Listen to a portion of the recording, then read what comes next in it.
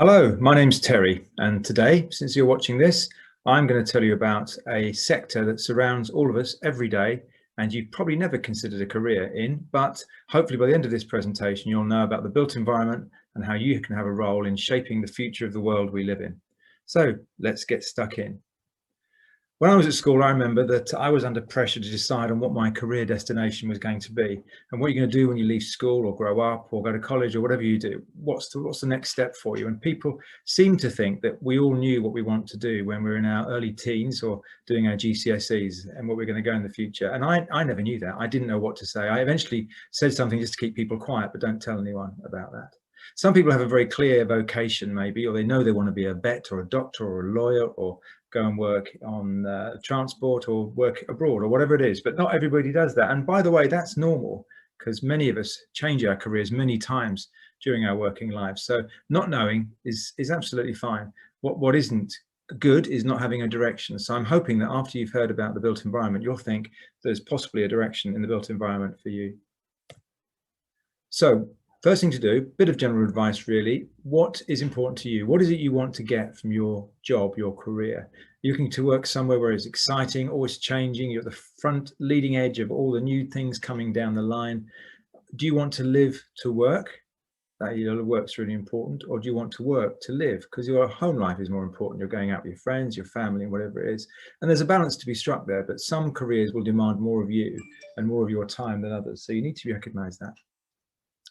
Many of us will change careers during our lifetimes and sometimes within the same sector. You can have many different jobs within a different sector, or you can move to different sectors, and it doesn't really matter. You can't plan all these things because the world is changing ever more quickly. Your preferences will change, the things you want to do will change, your circumstances will change. But sometimes you can progress within a sector. You can start off as a junior something, go and be a fully qualified person, then become a manager of a team of people doing that role and so on. Or you can start to move around in different things and be a lawyer, for example, and work in the retail sector, then move into property and then move into something else later on. Traveling is something that a lot of people do want to do. You want to go and work abroad, and some jobs and some qualifications are easier to take to different countries than others. Others don't want to travel. They want to settle down and they want to be in one place. They want to have a nice life where they can manage the world around them and do that kind of stuff. Others want job security, so they want to know that if they start a role, there's going to be a role for them there for a long while, and they know they're going to work with a big company that will look after them, or in a position where they know it's going to be safe, maybe in the public sector where they know their jobs are going to be secure. Others want to be part of something emerging, something new and something exciting. It really depends on what you're like as a person. And there's always the fear these days, especially with parents, that some of the jobs that we put people into might disappear in a few years' time with AI, artificial intelligence, taking over some of the roles you'll see. So some of the things that we could end up thinking is jobs now might not be jobs in the future because they'll be automated in some way.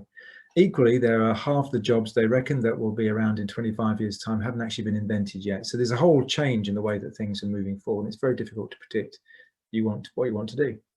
Are you one of those people who's motivated by money and salary? Nothing wrong in that, but a lot of people go to the city or go and work in particular industries to earn lots of cash, and others want to work because they want to help people, they want to help young people, they want to work with people in society, they want to do something that's maybe more altruistic, and so they're looking for a different reward from their working lives, not just about making money. Some general advice is choose your subjects, choose your direction to keep your options open. And the other thing that I think my youngsters didn't realize, and you need to make sure you understand, is not everybody likes English, and even fewer people like maths. But until you've got GCSE passes in English and maths, whatever subject you do, whatever job you do, they will still chase you for that. So people really think that's an important part of getting the baseline of education that you need to go and be successful in the workplace and change careers and have a good career, to make sure you get your GCSE English and maths. And if you don't do it when you're 15 or 16, then they'll ask you to do it again when you're 16, 17 and 18 and even 19. And for some courses, it's a requirement that you have those qualifications. So do your real best to get your pass marks in those things. Another thing I've noticed is that once you drop sciences, you don't tend to pick them up. You can go and do sciences and then decide you're going to be a journalist and do a transition course. As long as you've got the skills and the ability to do that, you can actually pick those things up. If you decide after you've studied, I don't know, history, French and and sociology that you actually want to go and be a neuroscientist, it's a much longer route to get back into science. So if you think you have an idea of going towards a science, then make sure you keep that as one of your subjects, or an engineering subject or mathematical subject, as you start to progress in your choices. So those are some general things that I think really people should know. But today we're talking about one of the most highly paid sectors, working with the public, that makes a big difference to the world around us, and allows you to work in an office if you want to work in an office, on site or remotely. There's a whole range of different ways you can work in the built environment. And the reason there's such diversity is because it's enormous. It's an enormous sector. It's one of the biggest in the country, in the UK. And it will continue to be so, because what it does is it builds the schools, the roads, the retail parks, the houses, the hospitals, everything that we rely on and we work and live and play and entertain ourselves in every day is built as part of the built environment. There's over 500,000 companies in the built environment, employing over 3.5 million people. Now, there's about 30 million people in the workforce in the UK, so it's just over 10% of the workforce work in the built environment. There's over 35,000 apprentices starting every year, and the government and private industry is going to be investing 850 million pounds plus in the, it's 850 billion pounds plus in the built environment in the future. So there's loads of resources, loads of projects, loads of excitement to actually work on in the built environment. People move around. People start off on some of the trade jobs, maybe doing plastering or carpentry or something. They work on, develop their skills as a manager, lead a team, end up doing domestic jobs, and then grow a business, and they can become businessmen. They can move into other professions. They can start off at those levels and then move into project management on site or surveying. There's lots of movement around the industry, and there's a lot of rewarding progress. So if you're willing to put in the effort and do the qualifications as you work, once you're in the industry, then you can move around and move different things. Most of the jobs, or many of the jobs, can't be done by robots. We don't know, we can't envisage how you can actually do some of the things that need to be done in the built environment purely using robots. A lot of it's creative, a lot of it's about responding to the needs of people, and people do that better than robots. So a lot of the technology that is coming along that will automate things won't apply as quickly to the built environment. There's lots of work on site. People think of working on site when they think of the built environment, they think of construction, and there are lots of jobs there, but it's also a very creative, data-led, financially led, and design-led industry. So there's lots of opportunities to work off-site as well in factories, if that's what you want to do. And also, research out in June, it says that in the next 3-4 years, the industry is looking for 217,000 new people. There's a lot of investment going on in the sector, and there's a lot of need for new people to help design and build the world that we're going to live in the future. So could that be you? They're looking for people just like you. Now, when we think of the built environment, I check this with my kids. When you think of the built environment, when you think of construction, these are the kinds of things you think of. You often think of the guys who built the extension. This isn't my extension, but it could be at the back of my house. And you see people doing things that are trade crafts, and these guys are doing some bricklaying. It looks like they're doing a pretty good job, and they're building someone's extension there. That still goes on. There are roles like that. There's a lot of people have done, particularly in the last couple of years with the COVID problems we've had, and people looking to make better use and spending more time at their house, in their homes. They're actually investing in those a bit. And there are rewarding career paths in the domestic market, building extensions, doing those kinds of things. There are still bricklayers being trained, but there's so much more to the built environment than the bit that we tend to see, which is this bit. It's as much now about flying drones. Drones are increasingly used to survey and check on the status of roofs, of construction projects, of land use, floods, all sorts of different things. Rather than send a person to go and set some scaffolding up to go and inspect a roof, we now fly a 4K drone over the roof, and we can do detailed inspections doing that. And only yesterday I met a guy who's part of his job is as a drone pilot, and he goes around the country doing those kinds of surveys. There's some really exciting big projects going on the right hand side is a section of Crossrail, which will be open the next year or two, providing a rail link right across the centre of the capital. And the bottom left-hand corner there, you see a diagram, which I thought was quite amazing. That's a 3D computer model of Victoria Station in London.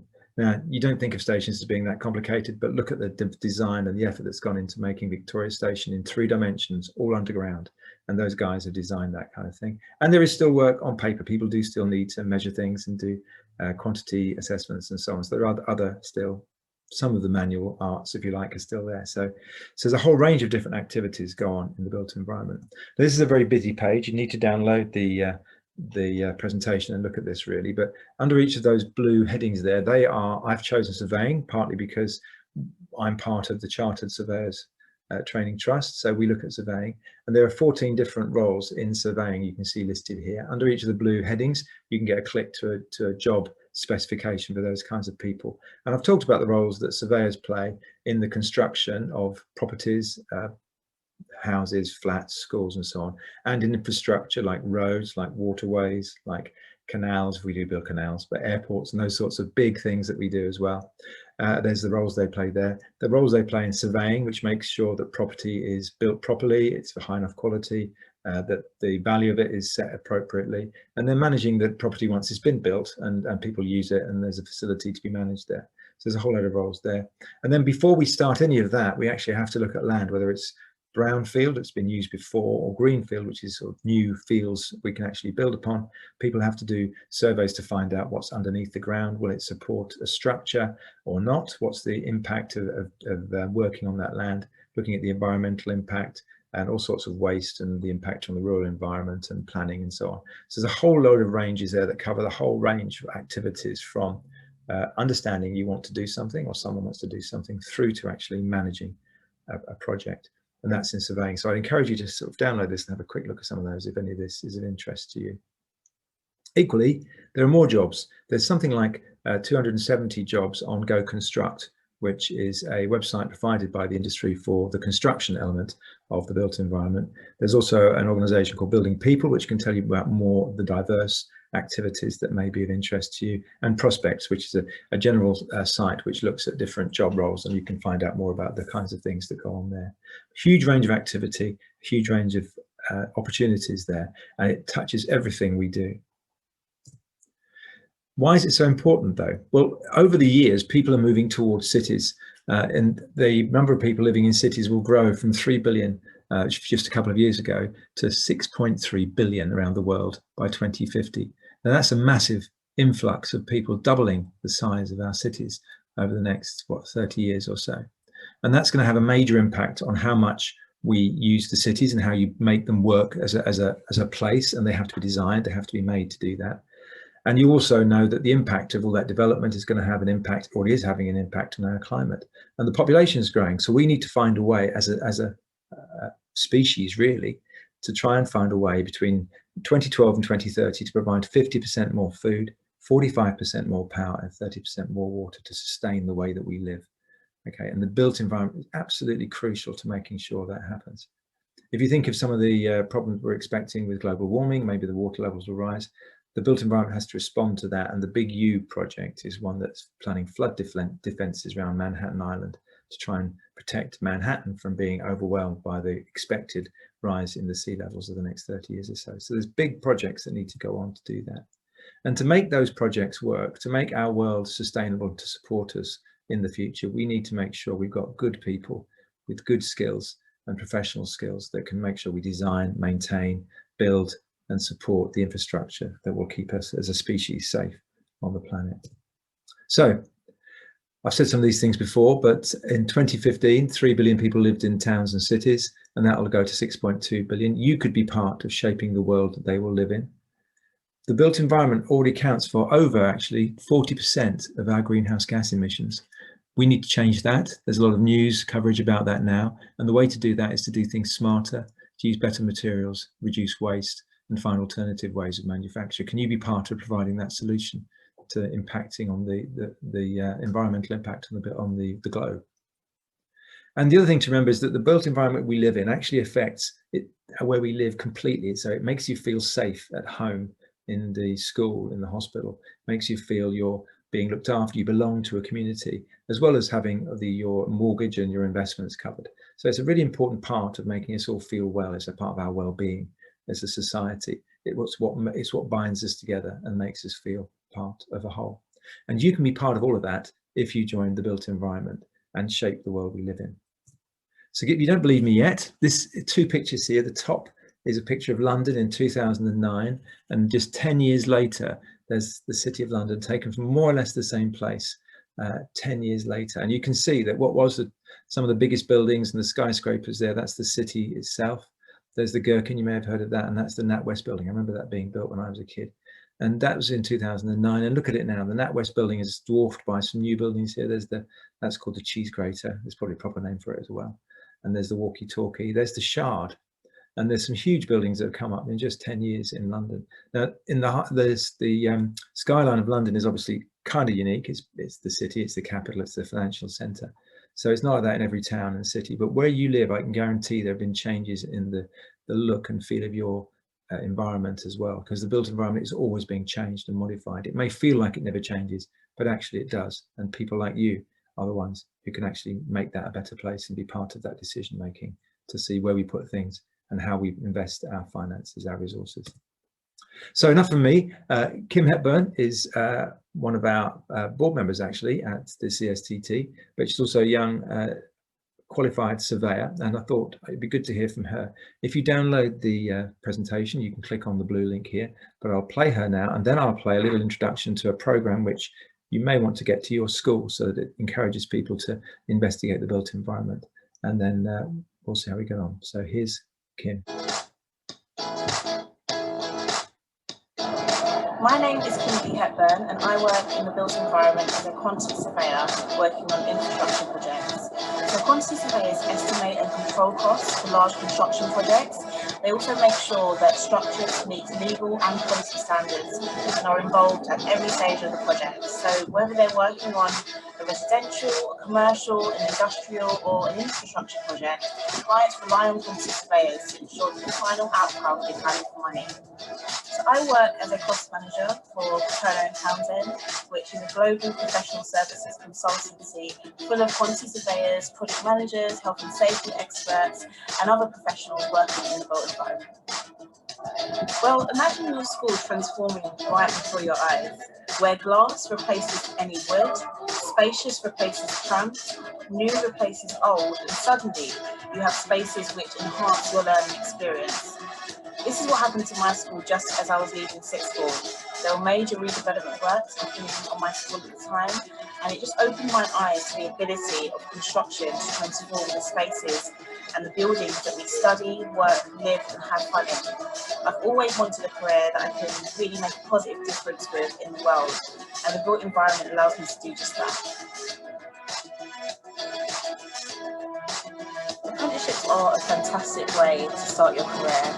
It offered me the opportunity to earn whilst I was learning, to achieve professional and degree level qualifications while gaining authentic experience and being fully supported and sponsored by a reputable company. This meant that within 5 years as an apprentice, I had 5 years worth of great experience, a first class honours degree and no debt. It was a real no-brainer for me. Even for me, I did receive offers from Russellwood universities, which I declined, and I left sixth form with good A-level grades, so I'm living proof that apprenticeships are really for everyone. As a quantity surveyor, you will be responsible for helping to estimate costs, quantities and project timelines and providing this critical information to clients. You will be liaising with a variety of other teams and helping to keep the project on track. The job role of a quantity surveyor involves the following duties. So working with clients to identify their needs, estimating quantities, costs and timescales for material and labour, preparing tender and contract documents, identifying and weighing up commercial risks, assigning work to subcontractors and valuing completed work, managing budgets and overseeing payments. So as you can probably tell, you're going to be pretty busy and pretty challenged, but definitely not bored. I joined the industry as an apprentice, so juggling work and studies has been quite challenging at times. But the great thing is that I directly worked with and learned from experts, so whenever I was stuck at work or college or university, I had so many people that I could ask for help. I think think what's been most enjoyable for me as a quantity surveyor is just having a clear career journey that I was able to start at the age of 18 as an apprentice. This has allowed me to become a chartered surveyor in my 20s, and during my time in the industry, I've won some awards, I've met the Queen, and I've gained brilliant mentors who have supported me along my journey and helped me navigate through any challenges I faced. I think the industry is doing a lot of work to improve the age, gender and ethnicity balance for the industry to really reflect the diversity of the general public. And part of the solution is attracting fresh talent from diverse backgrounds. And this is why I take every opportunity to really help promote and encourage others, particularly those from less represented backgrounds, to really join the industry. I've had a positive experience since joining the industry at 18 years old, so I would definitely encourage others to join. My advice to 16-year-olds would be to explore the options to find out which is the right career for you. Be proactive, go to careers fairs, do online research, create a LinkedIn account to find role models in the fields that you're considering. Just take it seriously. This is your future. Thanks very much, Kim. And as you can see, the opportunities are immense. And Kim showed you there, you can start at just 18, she started and worked her way through as a quantity surveyor. Now she's free flying and still in her mid-20s. So that's it now. Thank you for taking the time to watch. If you'd like to find out more, then please contact the CSTT. If you're a teacher and you'd like to know more about how you introduce your students to the built environment, then just have a quick look at this and see if this will help you.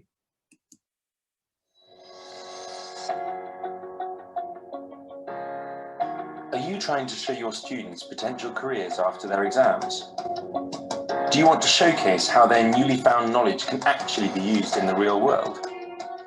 My Environment, My Future brings the built environment to your classroom, enriching the delivery of Geography GCSE with no need for extra training, timetable allocation or hassle.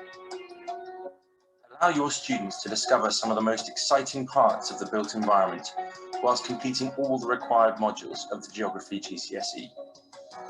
To do this, our programme takes it to the next level, providing you with direct connections to built environment professionals, actual site visits, and a plethora of extra content via our Building People partnership.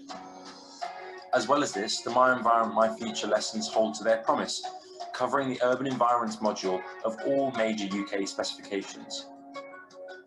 Mapped over 5 different UK exam boards, including EdXL, OCR and AQA, the programme delivers everything you need for your students to excel through their Geography GCSE, whilst ensuring they see how their new knowledge can be used in their future careers. The My Environment, My Future programme was designed by teachers for teachers and caters for remote or blended learning, as well as traditional classroom presentations. To register your school for the My Environment, My Future programme, head over to www.cstt.org.uk. Select School Competition and then click Register. Once you have registered, you'll have access to all the resources offered by the CSTT's My Environment, My Future programme. Simply click on the lesson you want to teach and download our ready-to-go presentations, extra content and teacher notes. Students can also complete the lessons independently online and enjoy a host of exciting subject-specific videos and worksheets. Due to COVID-19, My Environment, My Future has had to adapt. We are now creating high-quality videos to supplement the programme's unique site visit activity, allowing your students to gain a personalised insight into the engineering, construction and surveying of their local area. They will also benefit from one-to-one expertise of regional industry professionals, holding online Q&A sessions, mentoring opportunities and virtual presentations. Get in touch to understand what we are doing to ensure we continue to uphold best practice and provide the best school programme possible in our ever-changing world.